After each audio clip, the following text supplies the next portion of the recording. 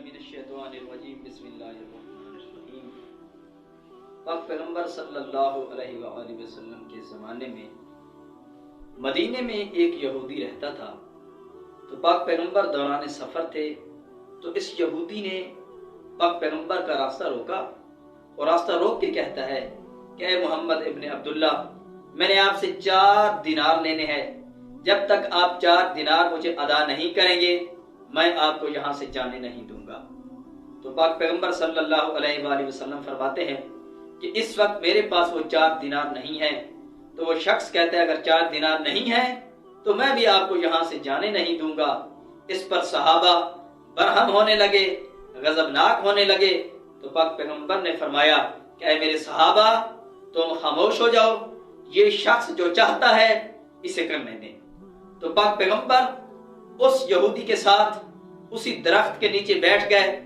دوپہر ہو گئی، پاک پیغمبر نے وہاں پر نماز ادا کی، پھر شام ہونے لگی، پھر رات ہو گئی، لیکن پاک پیغمبر صلی اللہ علیہ وآلہ وسلم کے اصحاب کے غضبناک ہونے کے باوجود بھی پاک پیغمبر کے چہرے اقدس پر کسی قسم کا کوئی ملال، کسی قسم کا دکھ، کسی قسم کی تکلیف، کسی قسم کا غضب نمایاں نہ ہوا۔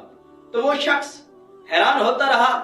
نماز صبح کا وقت ہو گیا تو پاک پیغمبر صلی اللہ علیہ وآلہ وسلم نے نماز صبح بھی وہیں پر ادا کی، اصحاب نے بھی ادا کی، اور اصحاب پاک پیغمبر کے پاس آئے اور کہتے ہیں کہ یا رسول اللہ، اس شخص کا معاملہ ہم پر چھوڑ دیجئے کہ یہ ہوتا کون ہے، آپ کو یہ بنا کر اس نے بٹھا رکھا ہے۔ تو پاک پیغمبر کہتے ہیں کہ آپ اس پر کیوں غصہ ہو رہے ہیں، اس سے کیوں بدسلوکی کرنا چاہتے ہیں۔ تو اس وقت اصحاب دور ہو کے بیٹھ گئے۔ تو پاک پیغمبر نے صبح کی نماز کے بعد بھی انتظار کیا۔ تو جب صبح کی نماز ہو چکی، سورج طلوع ہوا دوسرے دن کا، تو وہ شخص کھڑا ہوا اور کہتا ہے اے محمد ابن عبداللہ، میں نے تورات میں آپ کے اوصاف پڑھے تھے کہ آپ بڑے حلیم، بڑے بردبار، اور آخری زمانے میں مکے میں مبعوث ہوں گے اور طیبہ کی طرف ہجرت کریں گے، اور آپ کی طبیعت میں یہ ہوگا کہ آپ سے جتنی بھی زیادتیاں ہوں گی، آپ پر جتنے بھی ظلم ہوں گے، آپ انہیں برداشت کریں گے اور صبر کا مظاہرہ کریں گے، اور کبھی بھی کسی مقام پر آپ کا پیمانہ صبر لبریز نہیں ہوگا۔ تو کہتا ہے کہ یا رسول اللہ، اب میں شہادت دیتا ہوں کہ اشہد ان لا الہ الا اللہ و اشہد انک محمد رسول اللہ۔